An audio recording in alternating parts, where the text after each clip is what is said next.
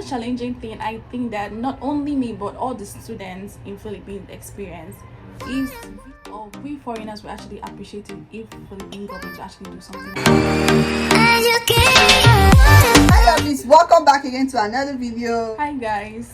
Today I have with me again Doctora. Like I said in previous video, we have another video, which is this video, to film for you guys. And on this video we are going to be talking about the challenges I encountered in Philippines. Yeah. Yes. So but before we dive right into the video, if you are seeing my face for the first time, my name is Ruth. I'm a fresh BSN graduate from one of the universities here in the Philippines, and I'm Jewel. I'm a final year medical student here in Philippines. And you are welcome to Nursery Nook. For my old G's, thank you so much guys for always tuning in, not wasting much of your time guys. I will allow our beautiful Doctora to share with us the challenges she experienced or encountered while studying here in the Philippines. Oh, okay. Okay, Doc, over to you. Okay, I've encountered a couple of challenges here in Philippines, but I'll just list them. The first one is cost of living, especially here in Cebu where I live. Before I was staying in Pangasinan, and then I moved to Cebu City, and the cost of living in Cebu City is really very high. For those of you that live in Cebu City and also lived in Pangasinan or Manila, you know that truly that the cost of living in Cebu City is very high. So I think that's like one of the challenging things that I've experienced in Philippines. Like me, I stayed in Dagupan, Pangasinan, where she's talking about, and the cost of living there is way cheaper. Right now I'm in Cebu. Yeah. Cebu is I don't want to use the F word. Cebu is highly expensive. Very expensive. Cebu is not for the faint-hearted. It is not for the faint-hearted. It is really expensive here. And Dagupan, Pangasinan, oh my god, that place is cheap, is better. And if you are yet to see the video I made about living in the province and living in the city in the Philippines, I'll leave the link to that video up or in the description box. Please do well to check out the video so you know what more we're talking about lifestyle. For now, when I made that video, I was yet to visit Cebu, you know, but right now I am in Cebu, so I can attest to that. It is highly expensive here in Cebu. So right on, Doc. It's really very expensive, but you know, we're managing. Yeah. So another challenging thing I've experienced in Philippines is exchange rate. Compared to my country, the exchange rate is really very high. Especially when I came before, the exchange rate was like, I think 4 point something, but right now it's 11.3. It's really very high. So I think that's like one of the most challenging things that I've experienced or I am experiencing here in Philippines. When I came to, the exchange rate was at 6 points. 6 points. Now is at 11.3. It's really very high. Yeah. So that's almost like ×2 of the former what it was before. Yes. Okay, Doc. So another challenging thing I've experienced here in Philippines is, of course, I love Philippine food. I love manginasal. I love chicken curry. I love chicken adobo. But then I love our own food, my own local food. Nigerian food is very delicious. I really love it. But then the challenging thing is that it's so difficult to get foodstuffs here. And even if you say it is very expensive, they sell really very expensive for you. I don't blame them though, because shipping fee is really very high. So I think that's like one of the challenging things I've experienced here in Philippines. Another challenging thing I think that not only me but all the students in Philippines experience is visa extension or visa conversion. Like unlike other countries, if you're going to study for a period of 4 years or 5 years, they give you visa of 4 years or 5 years, right? Yeah. But in Philippines, they only give you tourist visa. Even if you're coming to study, even if you're coming as a student, they'll give you a tourist visa. Then when you come in, you have to then do visa conversion. Yes. And then every year you have to extend, and it's not cheap. It's expensive. For me, I think it's expensive. It's highly expensive. Yeah. So, and it does not have fixed price. It depends on your school. Yes. Because I think I even pay cheaper here in Cebu compared to when I was in Pangasinan. Yeah, but I think it's expensive there in Dagupan. My school is expensive in terms of the visa conversion and extension. It's very expensive. Mine is also expensive, but I can't compare it to Dagupan. So I think that's like one thing that all the students challenges all foreign. I think all foreigners. All foreigners, right? Including Indians, Nepalese, because if you are a foreigner, you must convert your visa yearly. And you must extend your visa. If you don't convert, then you have to extend your visa. Yeah, once you convert, then you start extending it every year. Yeah. The first one is conversion, then after that, subsequent years you extend it. Yes. So that's it. And I think they should work on that. I don't really know if it is possible for Philippines government or immigration to do something about it. I really like hope. You want to study medicine for 4 years, like I did nursing for 4 years. Yeah. You give the visa for that duration of study, you know. Exactly. It eases the students from the stress. When she talks about visa extension or conversion, it is not easy. Apart from the money involved, the stress you go through to get it converted and extending it every year. You have to keep going back to the school, asking questions. Is the passport out? Is this out? Before you can get it. So it's really very stressful. It's really not easy. Yeah. Another funny, challenging thing that I've experienced here in Philippines is that Filipinos, they really think that all foreigners are rich, including the students.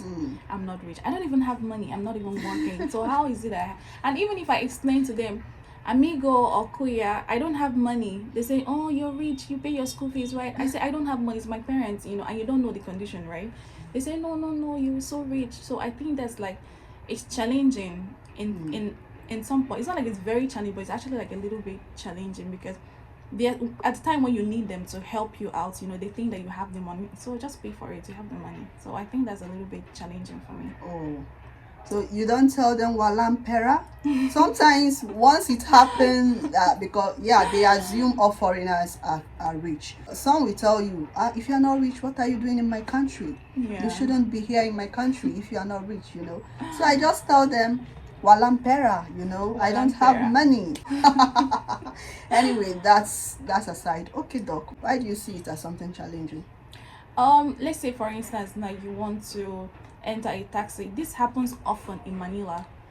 You want to enter a taxi and then the taxi man say, I'm not going to turn on the meter. Why won't you turn on the meter? Hey, just pay me 500 pesos, just pay me 1,000 pesos. You have money. And I'm like, I don't have money, I'm just a student. Oh, you have money, just pay. And I feel like that's really challenging, you know. You're supposed to be helping a student, not the other way around, you know. Okay. Another challenging thing is the natural disaster that usually happens in Philippines. Like the one that recently happened on, I think it happened on what date was that? 16th of December. It was really bad. I thought I was going to die, honestly, because of the typhoon that happened in Cebu in general. Cebu and Bohol. It was really terrifying. It was terrible. This is the highest I have experienced so far in the Philippines. Because I actually experienced this in 2015 when I was back then in Dagupan, but it wasn't as bad as what happened in Cebu City. Like currently we don't have no electricity, no lights, no water, no service, also no Wi-Fi, nothing, no connection, no service. But it's not really easy. It's really very challenging for us foreigners. I know also for Filipinos also, but also more challenging because we don't have our families here, so it's really very it's really not easy. It happened on a Thursday. Today is Tuesday. That's 5 days already, and up till now as we are making this video, no electricity, no water, no Wi-Fi, no service, nothing. If we want to browse or do anything, we travel down to the airport just to get service. You know. So it's really challenging, and this is the first time I am visiting Cebu City, and this heavy, terrifying typhoon decided to happen now. I had my heart on your hand. Guys, it was really not easy, but we thank God for life. We thank God that none of our loved ones, nobody got injured, nobody was hospitalized or anything, no casualty. We thank God for that. But any other one is something that is manageable, and once there is life, there is hope. There's hope. And that's not the only thing they also have, like earthquake, right? Yeah, there's also earthquake that happens in Philippines, and like it doesn't happen often, but then it happens, and I think it's very challenging and very terrifying for me because I don't experience this back home. So it's a new kind of thing, and I have to, like, get stronger and deal with it. And by God's grace, thank God for life, like you said. Yeah, we thank God for life. So Any another other points? yeah, Any also other challenge? another challenging thing, and it's that no matter how many years you stay in Philippines, you can never get citizenship. You can never get their passport. So I feel like that's not fair. I feel like Philippine government should actually do something about that. At least if you've stayed for like 6 years or 7 years in Philippines, they should be able to give you like a citizenship. Especially if you studied here. Yeah, in Philippines. And even if you marry like a Filipino, they still won't give you your citizenship. Yeah. So they can only give you maybe permanent permit, right? Something like that. And it's not really easy. You need to work that out. Like the video I put up some days ago about the people making it happen vlog, those that got their permanent residence visa. Even in that video they confirmed that it's really not an easy stuff. You need to get an agent to be able to do that, and I know that will also involve a lot of money, like a lot of money. I know it should involve it. We, as those that studied here, we are students, we schooled here, we stayed here for years, I think we should have the citizenship. And I also learned that even though you put to bed here in the Philippines, your child is still not entitled to it. I don't know how true that is, but I heard it. Please, if you are watching us and you know stuff about this, like the genuine information about this, please do well to drop it in the comment section. We'll sincerely appreciate that. We foreigners will actually appreciate it if Philippine government will actually do something about this, like give us like citizens. At least for us that stayed like 6 years and above, 5 years or something, like it would really go a long way to help us.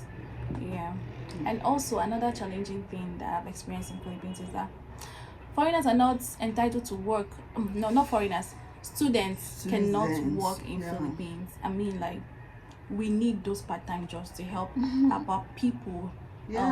We need these jobs, like part-time jobs as a student, to actually help us, for upkeep, just to support yourself, instead of staying idle. Because sometimes sometimes we have long vacation, so we don't really do anything in those vacations. If you have money, you now start traveling around, spending.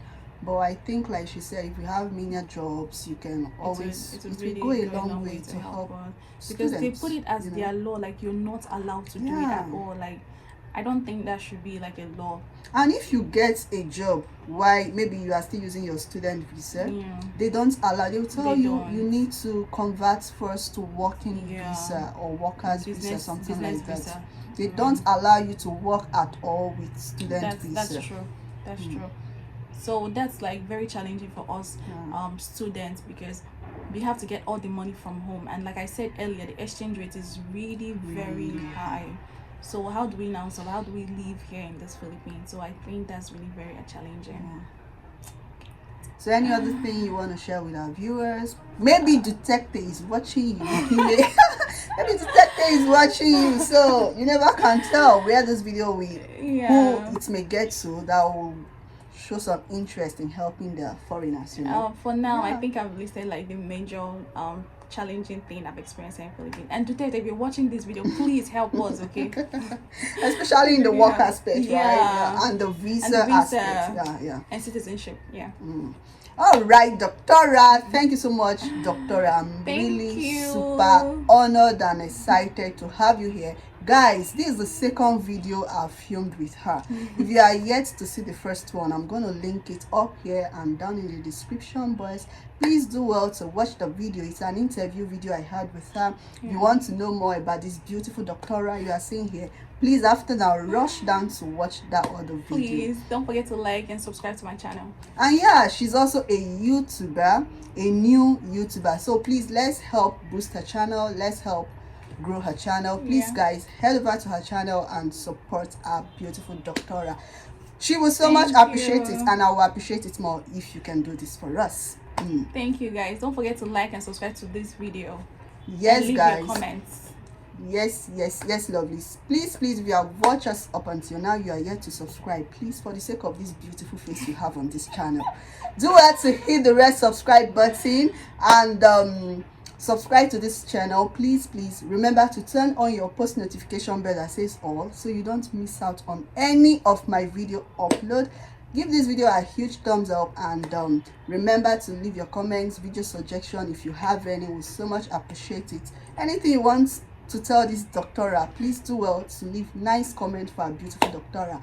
So until I come your way next time, or we come your way next time, together we say bye.